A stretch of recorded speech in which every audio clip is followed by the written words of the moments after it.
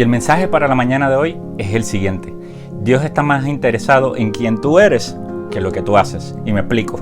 Nosotros podemos predicar, podemos enseñar, podemos evangelizar, podemos ir a limpiar el templo, podemos cocinar todos los domingos, podemos hacer montones de cosas. De hecho, podemos estar 24/7 en la iglesia y que nuestro corazón esté lejos de Dios. No significa que ninguna de esas cosas es mala, pero nuestra prioridad siempre debe ser el buscar la presencia de Dios. A Martín Lutero en una ocasión le preguntaron qué tenía que hacer al próximo día. Y Martín Lutero contestó lo siguiente, dijo: trabajar, trabajar, trabajar. De hecho, tengo tanto trabajo que voy a pasar las primeras 3 horas de mi día en oración. ¿Y qué quería decir Martín Lutero con eso? ¿Que no era importante trabajar? No. Quería decir que porque era importante el trabajo que tenía que hacer, necesitaba pasar tiempo en la presencia de Dios. Y eso es algo que todos nosotros como cristianos, como hijos de Dios, debemos entender. Yo quiero leerte de un pasaje que estoy seguro que todos en algún momento hemos escuchado o hemos leído, pero quiero traerlo nuevamente a la memoria para sembrar en tu corazón este mensaje que Dios a su vez ha puesto en mi corazón. Y se encuentra en Lucas capítulo 10, versículos 38 al 42. Lucas capítulo 10, versículos 38 al 42, y como siempre les leo en la Nueva Traducción Viviente. Y dice así la palabra del Señor, dice: durante el viaje a Jerusalén, Jesús y sus discípulos llegaron a cierta aldea donde una mujer llamada Marta los recibió en su casa. Su hermana María se sentó a los pies del Señor a escuchar sus enseñanzas, pero Marta estaba distraída con los preparativos para la gran cena. Entonces se acercó a Jesús y le dijo: Maestro, ¿no te parece injusto que mi hermana esté aquí sentada mientras yo hago todo el trabajo? Dile que venga a ayudarme. El Señor le dijo: mi apreciada Marta, estás preocupada y tan inquieta con todos los detalles. Hay una sola cosa por la que vale la pena preocuparse, y María la ha descubierto, y nadie se la quitará. Marta y María eran hermanas de Lázaro, y los 3 vivían en Betania. Y la palabra nos narra de que los 3 hermanos, Marta, María y Lázaro, eran amigos íntimos de Jesús. Fíjense qué privilegio tenía esta familia de que los 3 eran amigos de Jesús. A través de la Escritura nos habla de que Jesús tenía a los 12 discípulos. Además tenía montones otros de discípulos que le seguían, aunque no eran de su círculo más cercano. Pero no se nos menciona mucho en la Escritura de que Jesús tenía amigos. Mas sin embargo, Marta, María y Lázaro eran amigos de Jesús, y la Escritura nos deja saber al respecto. Ambas hermanas tenían una fe viviente. La casa que ellos tenían en Betania, en este pasaje que acabamos de leer, la describe el pasaje como la casa de Marta, por lo que podemos asumir que Marta era la mayor de ambas hermanas. Las hermanas tenían mucho en común. Ambas eran creyentes, amaban al Señor, tenían una relación personal con Él. Es obvio que Cristo también las amaba a ellas, porque si no, no hubiera ido a ir a su casa a estar allí. Fíjese, Jesús no fue allí a sanar a nadie en ese momento. Jesús no fue allí a llevar una campaña evangelística. Él simplemente fue a visitar a estas hermanas y a pasar un tiempo con sus amigos, con sus amigas. El pasaje no nos menciona que Lázaro estuviera, así que posiblemente en ese momento Lázaro estaba en otras gestiones, pero estaban Marta y María. Pero así como mencionamos las semejanzas que tienen estas hermanas, también tenemos que señalar cuáles fueron las diferencias cuando Jesús llegó a su casa. Nos dice que cuando Jesús llegó, las 2 hermanas tomaron actitudes completamente diferentes. María aprovechó la presencia de Cristo y, sentada a sus pies, oía sus palabras. María atendió personalmente al Señor, escuchando con atención muy de cerca cada palabra que el Maestro decía. Tenía bien en claro la magnífica oportunidad que representaba que Jesús estuviera en su casa. Ella no quería perderse absolutamente nada. No quería perderse una palabra. No quería perderse un gesto. No quería perderse ninguna de sus anécdotas. Mucho menos quería dejar de estar al lado del Señor, en su presencia. El pasaje nos dice que se sentó a sus pies. Que una mujer esté sentada a los pies de un rabino judío para aprender era uno de los cuadros más atrevidos que ni el revolucionario más grande de ese tiempo se lo hubieran imaginado. ¿Por qué? Porque estaba totalmente prohibido por la ley de ese tiempo que las mujeres se sentaran a aprender junto con los hombres. De hecho, no había en Palestina ni un solo rabino que se atreviera o que permitiera que una mujer fuera parte de sus discípulos. Sin duda, es que la atrevida actitud de María, olvidando lo que la sociedad decía, olvidando lo que la religión decía, posiblemente debe haber ofendido a unos cuantos, inclusive a los discípulos de Jesús, que el pasaje no nos menciona que estuvieran ahí, quizás estaban fuera de la casa, pero estoy seguro que la actitud atrevida de María de sentarse a los pies de Jesús a recibir palabra ofendió a unos cuantos, de acuerdo a lo que establecía la sociedad y la religión de ese tiempo. Pero María, sabiendo que Jesús tenía una agenda muy cargada, que tenía un ministerio muy activo, que iba de aldea en aldea, que iba de pueblo en pueblo, que iba de lugar en lugar, cumpliendo con su ministerio y llevando la palabra, sabiendo que en ese momento tenía el privilegio de que Jesús estuviera en su casa, ella no quería dejar pasar esa oportunidad para estar en su presencia. No nos dice cuál era el tema de conversación en ese momento. Posiblemente Jesús le estaba contando de lo último que había sucedido en su ministerio, de los últimos lugares donde había estado, de las últimas personas que había sanado, de las últimas personas que había liberado, o posiblemente simplemente le estaba hablando a María de los planes que Dios tenía para su vida. A ciencia cierta nosotros no sabemos cuál era el tema de conversación, pero ciertamente María no quería perderse ni una de las solas palabras de Jesús. María escogió sentarse a los pies de Jesús, a los mismos pies que más adelante en la misma escritura nos narra que María se sentó a sus pies y rompió un frasco de perfume para ungir los pies del Maestro antes de que él fuera crucificado. Tanto así que Jesús dice que de esta mujer se hablaría por su acto de adoración. María siempre escogió estar a los pies del Maestro.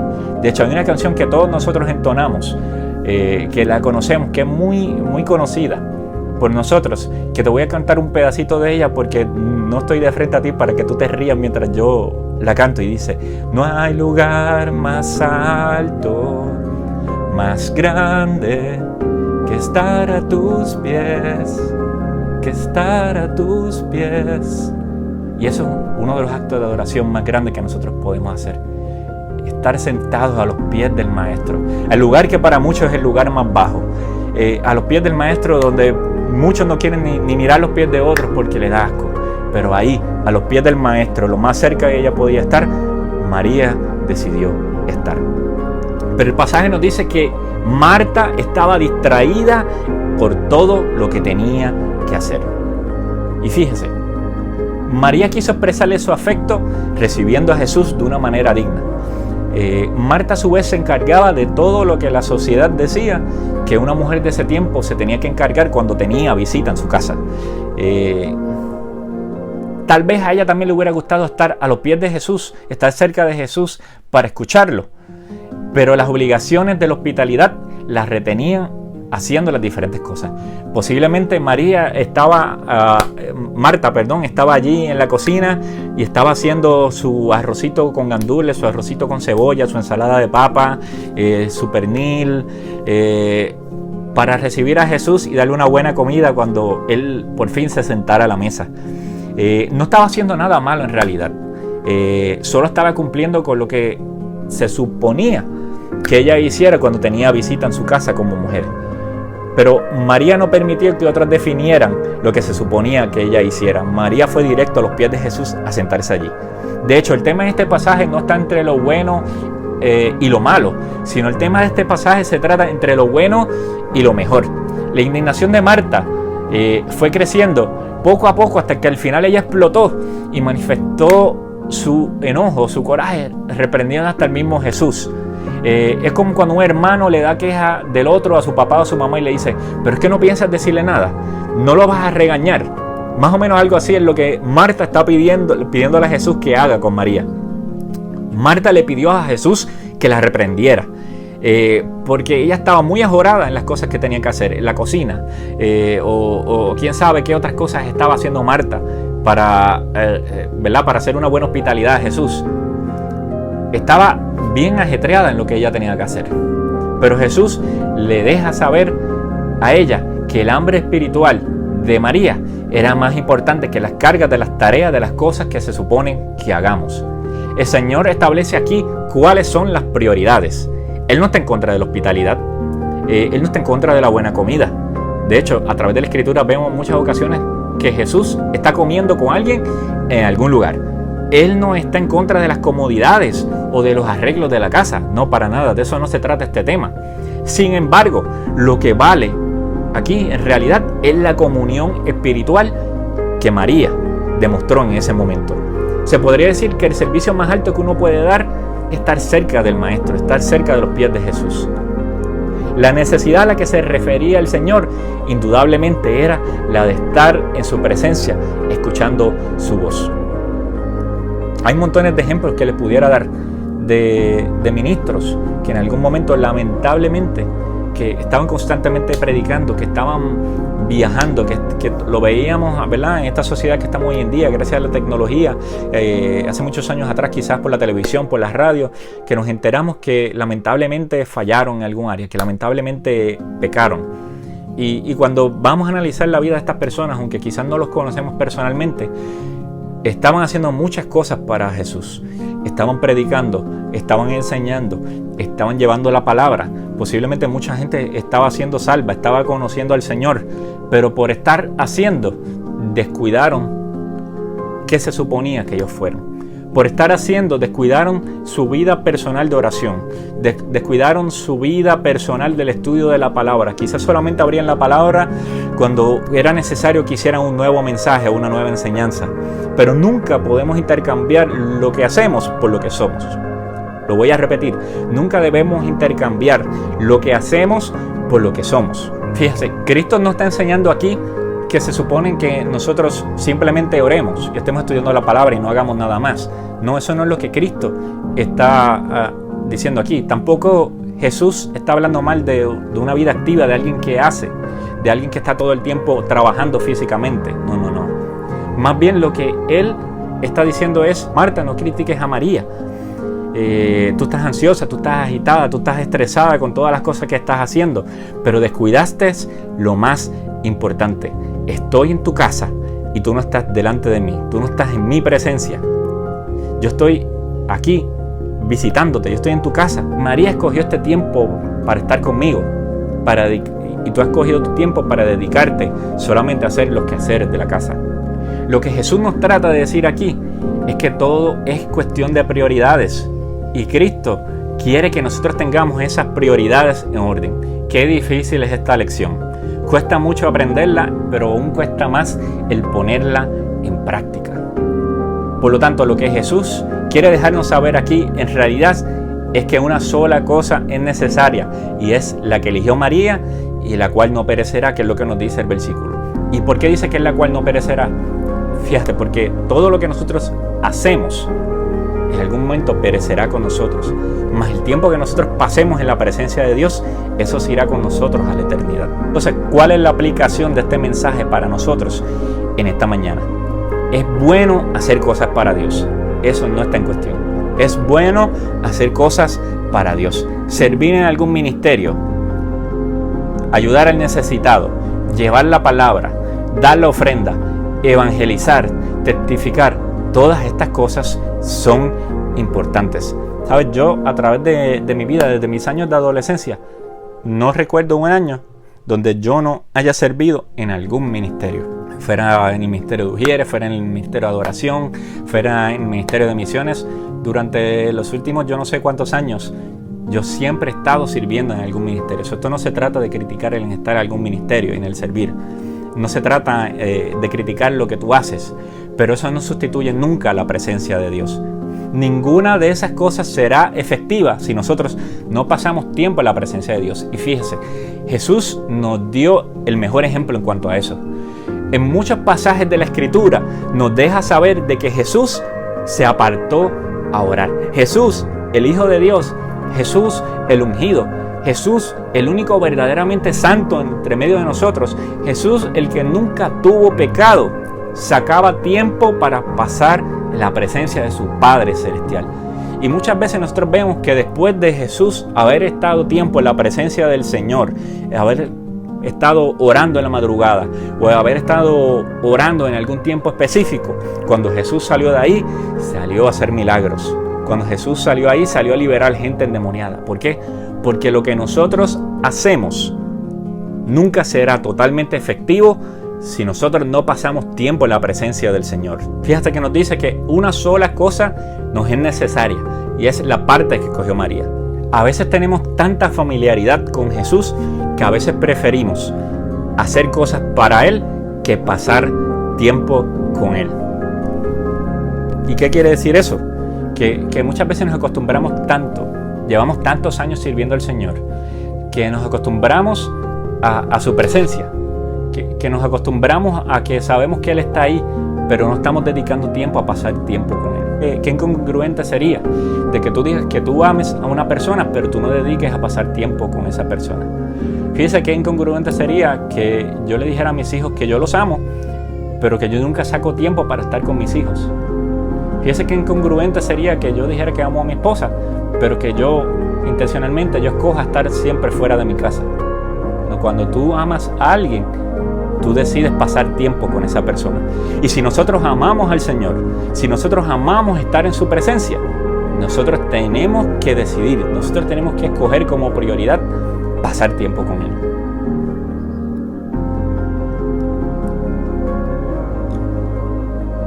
El servicio al Señor nunca va a sustituir el pasar tiempo en su presencia. Estar involucrados en las cosas del Señor es bueno, pero mantener una fresca comunión con Él es aún mejor. Puede tornarse muy peligroso el hacer y el nunca sacar tiempo para estar en su presencia. Hay un refrán muy popular, muy pueblerino, que dice: a Dios orando y con el mazo dando. ¿Qué quiere decir eso? Que tenemos que orar, pero tenemos que hacer. Pero fíjese que el orar va primero. También la palabra nos deja saber que la fe sin obra es muerta. O sea, que las obras sí son importantes, pero jamás y nunca van a sustituir tiempo en la presencia de Dios. Tiene que haber un balance entre orar y estudiar la palabra y lo que nosotros hacemos para el Señor: predicar, enseñar, cantar, tocar algún instrumento. Y Jesús ya nos dijo cuál era la más importante, que es pasar tiempo en su presencia. Segundo, es mejor estar con Él. Fíjese, es bueno hacer cosas para el Señor, pero es mejor estar con Él. María, tan pronto Jesús llegó a la casa, lo dejó todo y se sentó a sus pies. Que mucho nosotros tenemos que aprender de María. Imagínese que alguien llegue a usted a visitarlo, que usted tenga una visita muy esperada de un familiar que usted quiere mucho, de una persona que usted ama mucho, y que usted siente a esa persona en la sala y usted se vaya para allá, para la cocina, y usted deje a esa persona solo o sola en la sala de su casa. Esa persona no se sentiría extraña, esa persona no se sentiría rara de decir: adiós, yo llegué aquí a visitar a fulano o fulana y me dejaron aquí solo, sola. No estoy aquí hablando con nadie, nadie me está atendiendo, quizás sí está haciendo allá el almuerzo, quizás está haciendo allá el café, pero me dejó aquí solo, sola. Así que es mejor estar con Él. Fíjese, ¿cuál es la diferencia que hace la presencia de Dios en la vida de cada uno de nosotros? La palabra nos narra en el Antiguo Testamento que la presencia de Dios, el arca de la presencia de Dios, estuvo 3 meses en la casa de Obed-Edom, y la casa de Obed-Edom y sus próximas generaciones cambiaron para siempre. Obed-Edom, la palabra nos narra que prosperó en absolutamente todo. Tanto así que cuando llegó el momento que David fue a buscar el arca de la presencia del Señor a la casa de Obed-Edom para llevarla al lugar donde tenía que estar, Obed-Edom dijo: yo quiero ir a trabajar a ese lugar porque yo no quiero estar lejos de la presencia de Dios. Y no solamente fue él, sino que los hijos de Obed-Edom también decidieron ir a servir allí, a cuidar el arca de la presencia del Señor. Porque una vez conocieron la presencia del Señor, no querían estar lejos de ella. En el Antiguo Testamento también nos narra que Moisés, cuando Dios le dio la instrucción de marchar y de ir con el pueblo, Moisés le dijo lo siguiente, le dijo: si tu presencia no va con nosotros, no nos saques de este lugar. ¿Por qué? Porque Moisés entendió la importancia de la presencia de Dios en su vida. Ya Dios los había liberado, ya Dios los había sacado, pero ¿de qué valía que ellos siguieran caminando? Que ellos fueran a esa tierra que fluye la leche y la miel a buscarla, si la presencia de Dios no los acompañaba. Moisés tuvo bien en claro lo que era la presencia de Dios. Si hay alguien que puede hablarnos de la presencia de Dios, lo fue Moisés, que vio a Dios cara a cara prácticamente. En el periodo del Antiguo Testamento, la presencia de Dios se limitaba al tabernáculo y más tarde al Santo Templo. O sea que los israelitas tenían que ir a la casa de Dios para tener conciencia de la presencia de Jehová en medio de su pueblo. Pero cuando se estableció el nuevo pacto, cuando Jesucristo fue a la cruz del Calvario a morir por cada uno de nosotros, Él rasgó el velo del templo y la presencia de Dios vino a habitar dentro de cada uno de nosotros por medio del Espíritu Santo. El Espíritu Santo pasó a vivir dentro de cada uno de aquellos que han reconocido a Jesucristo como su único y exclusivo Salvador. O sea que dentro de ti, dentro de tu corazón, por medio del Espíritu Santo, ahí está la presencia de Cristo, ahí está la presencia de Dios. Ahora, todos nosotros somos la habitación, todos nosotros somos el lugar donde vive el Espíritu Santo. Hoy nosotros no nos reunimos para estar conscientes de la presencia de Dios en medio de su pueblo, sino para adorarlo y para fortalecer la comunión de todos sus hijos. Ya pronto, nuevamente, todo esto pasará y nosotros nos estaremos congregando nuevamente. Pero como templos del Espíritu Santo, nosotros sabemos que Dios se encuentra, en efecto, dentro de nosotros y en medio de nosotros. Cada creyente tiene la presencia de Cristo en su vida por medio del Espíritu Santo. ¿Quieres cambiar hoy tú el destino de tu vida? ¿Quieres cambiar el destino de tus próximas generaciones? ¿Quieres cambiar tú todo lo que está sucediendo en tu vida? Es necesario que tú pases tiempo en la presencia de Dios. Que la presencia de Dios se convierta para ti en lo más importante.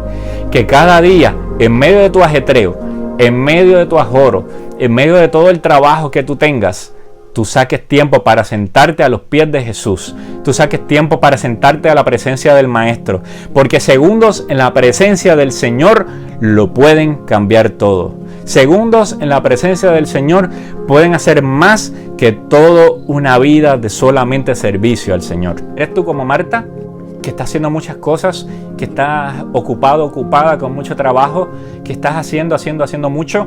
¿O eres tú como María, que prefirió sentarse a los pies del Maestro simplemente para estar en su presencia? Recuerda, no se trata de estar solamente todo el día orando y estudiando la palabra. Eso es muy importante. Pero no te estoy diciendo que no hagas absolutamente nada. Te estoy diciendo que el estar en la presencia del Señor se convierta en tu prioridad. Mi reto para ti hoy es que, aunque es bueno hacer, es mejor estar en su presencia. Es bueno bajar revoluciones de vez en cuando y sentarnos a los pies de Cristo, sentarnos en la presencia del Señor para orar, para adorarle y para escuchar su voz. Recuerda nuevamente, segundos en su presencia puede hacer mucho más que toda una vida de solamente hacer cosas para Él. En esta hora yo quiero entregar este mensaje. Yo quiero orar por cada una de las personas que me están escuchando en esta mañana y dar gracias al Señor y que nos dé a nosotros la sabiduría para poder aplicar este mensaje. Señor, en esta hora yo te presento a cada persona que está escuchando el sonido de mi voz en este momento. Espíritu Santo, yo te pido que este mensaje no caiga en oídos olvidadizos, sino que este mensaje sobre todas las cosas pueda ser puesto en práctica. Señor, que en esta hora nosotros podamos entender que aunque es bueno hacer, es mejor aún estar en tu presencia. Señor, que lo más importante para nosotros no sea todas las cosas que hacemos para ti, sino el tiempo que nosotros pasamos en tu presencia. Padre, que ahí estando en tu presencia, Señor, todas las cosas para nosotros puedan cambiar. Padre, que aún ahí estando en tu presencia, Señor, tú nos puedes dar la dirección que nosotros necesitamos. Padre, que aún ahí estando en tu presencia, tú nos puedes dar la sabiduría que nosotros necesitamos. Padre, en esta hora te presento cada persona que está ahí. Tú conoces sus necesidades, Señor. Tú conoces las peticiones de su corazón. En esta hora las presento delante de ti. Y presento a cada madre que me está escuchando en este momento, Señor. Padre, llénalas de sabiduría. Llénalas de amor. Padre, dale dirección para que a su vez ellos puedan dirigir a sus hijos. En esta hora, Señor, yo te doy gracias por este tiempo de estar en tu palabra, por este tiempo de estar en tu presencia. En esta hora te doy gracias en el nombre de Jesús. Amén y amén.